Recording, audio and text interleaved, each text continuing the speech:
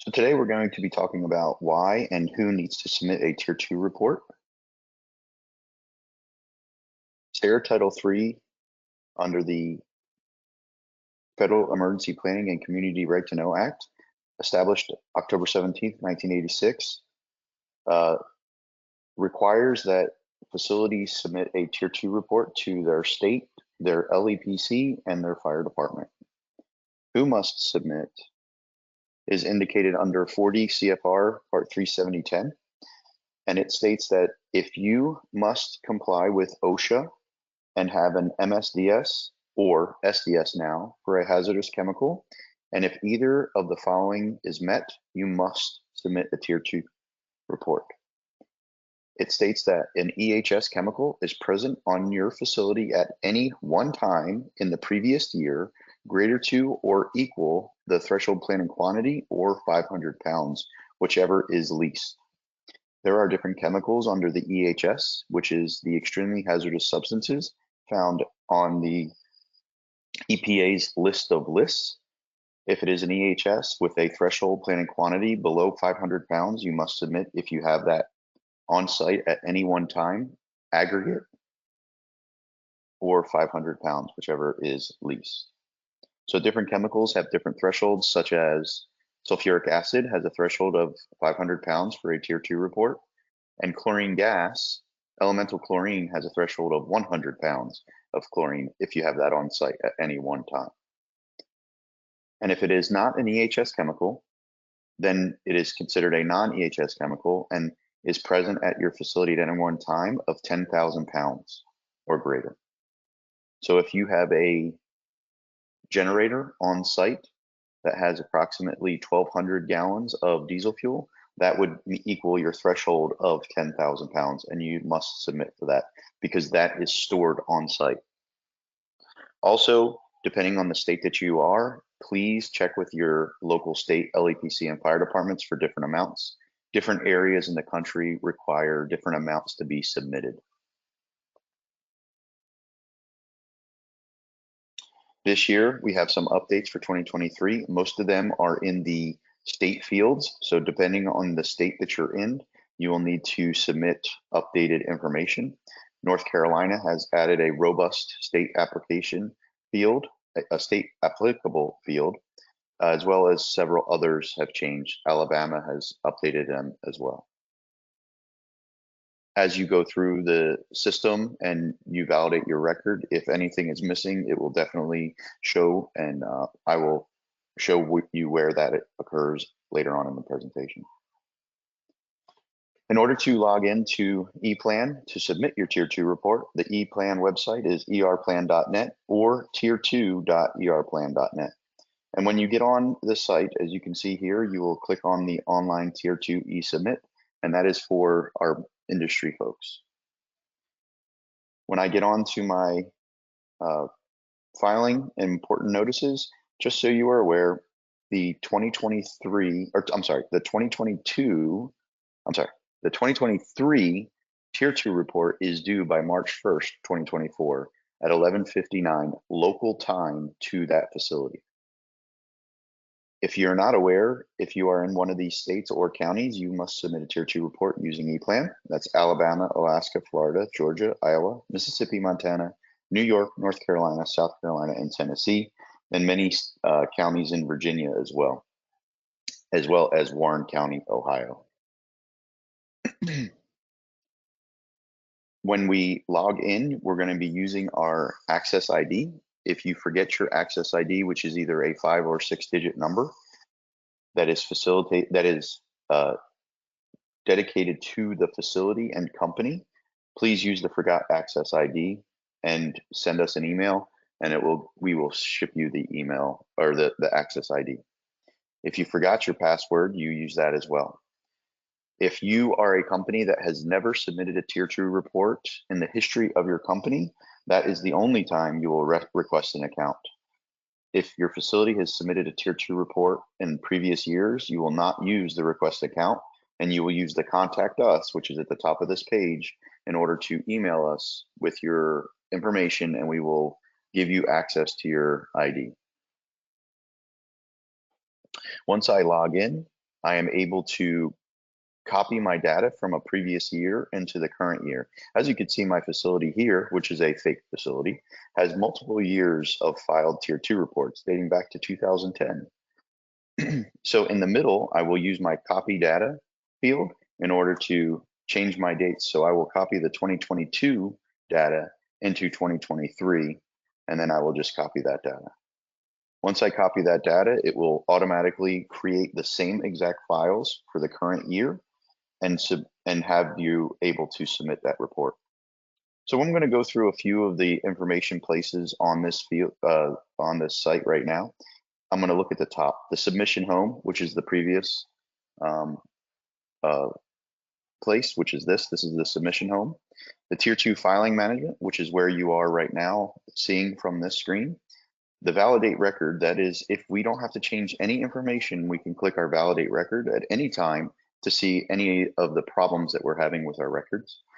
If we were submitting for invoices, that invoice for 2023, you're able to click on that and see the invoices and print receipts and print invoice.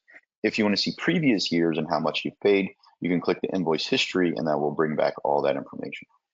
Next is our account information. Under the account information, this is where we will have our submitter name, our password, if you want to change the password, and the email address. This is also where I can add in addresses, emails, in order to have the facility or have the tier 2 report then sent as an email to those people. As I move down further on this page, you can see that I have some federal requirements, which is to include the owner operator, emergency contact, and a tier 2 information contact. If the facility is a 302 facility, there will be a 4th contact you will need to add. But if it's just a tier 2 report, there will be the federal requirements of the owner operator, emergency contact, name, and phone number.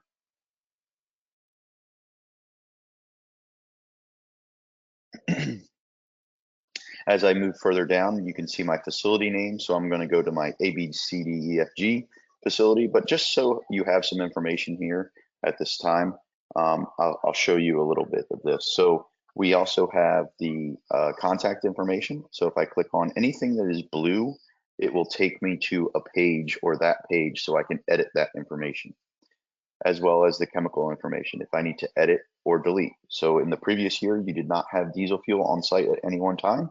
I would just click the delete button and it would delete that diesel fuel out of there. If I have to add the same chemical, I just click copy and I can copy that as well. So if I click on my facility name, it will take me to my facility information. So in this, there's some more information that's needed. So our facility name, our company name, there is a facility address. In North Carolina, this is where you will have to add your fire district into there. If you have questions on that, please go to the North Carolina website and you'll be able to understand which fire district your facility is in. And you see our physical address at the bottom. Any facility notes that you put in here will be seen by first responders. So if you deregistered this facility in the middle of the year, which you still have to submit a tier 2 report, you can put in the facility notes that you no longer have that chemical on site or no longer a tier 2 facility. As I scroll further down, I'll be able to see my mailing address and my location. This is where you need to look up your Latin long, and please validate where that Latin long is to make sure that it is actually the facility that it needs to be. Once I've dragged and dropped the little Google flag, I can then click to update my latitude and longitude. One of the questions I often get is, where should I put that latitude and longitude? And my suggestion to you is to put it at the gate of where you would want the first responders to come in. As they use ePlan, they will click directions through ePlan, and that will take them to the latitude and longitude. So if you give them directions to the front gate, that would be the perfect place. As I move further through, you can see that I have to click if it's manned or unmanned and number of occupants. If it's an unmanned facility, it'll be 0 occupants. Also, you will need to put in the type of facility it is, whether you're a 302 facility, a 313, a TRI facility, or an RMP facility. Even though you're an RMP facility, you still need to submit a Tier 2 report, even though you do an RMP report. As I look further down, you'll see my submission area. This is the quote unquote signature of the person that is ultimately responsible for this report.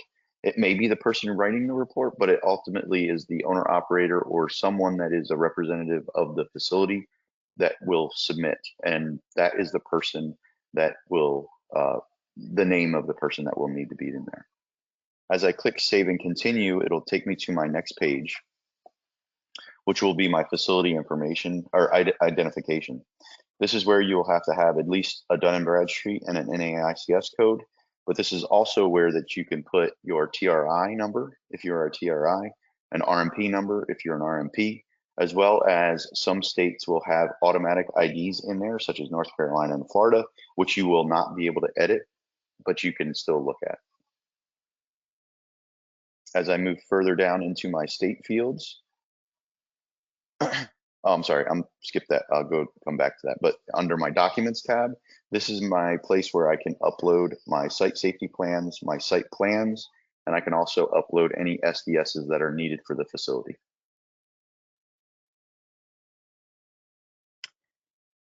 Under my contact list at the top, you see current facility, and then I click on my contact list. This contact list will give me all my contacts for that facility, and this is where I will need to add and edit.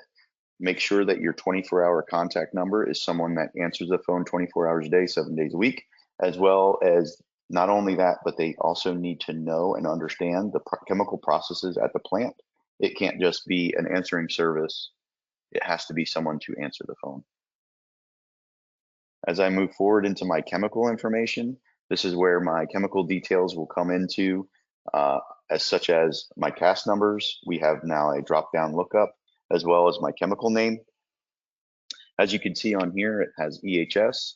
Well, if you put the correct CAS number, the EHS box will automatically be checked if it is a EHS facility. I have to put the number of days on site, as well as my physical state for my chemical and my physical hazards. If you don't know your physical or health hazards, this will be found on your SDS sheet. And if it's not one of the specifics on the Tier 2 report, you will just need to click the not otherwise classified in the bottom right corner.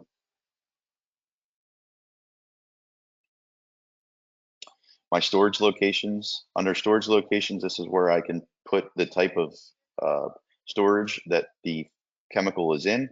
So if you have sulfuric acid in batteries, you can do that. You can put it in batteries and you know the weight, as well as you can do sulfuric acid in a container too if you have it on site as a container. So this is where you can put it in multiple different places and types of storage locations.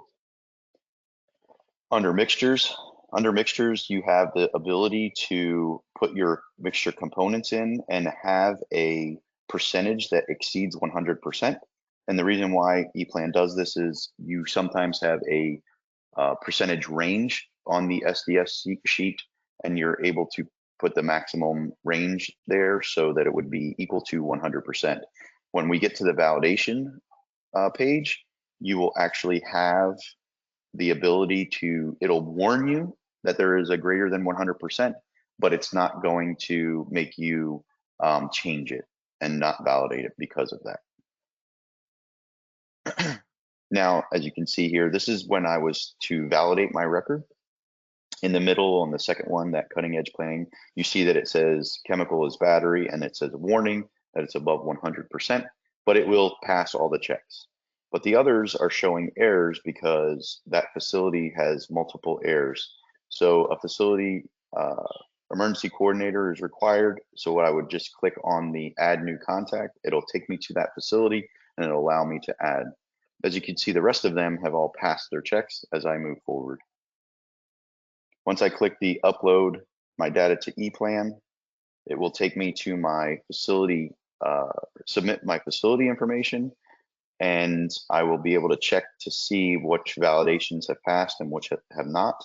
And then as I select the facilities that I would like to submit for, it will take me to a payment page. If the facility is in a state that needs payment, such as Alaska, Iowa, Montana, they are not, that you will not have a fee. And South Carolina, you will not have a fee, but the other states and counties you will. When I select my facilities for a PDF, I am able to print out a PDF of anyone that has the filing status is filed, validation status, and the invoice is paid.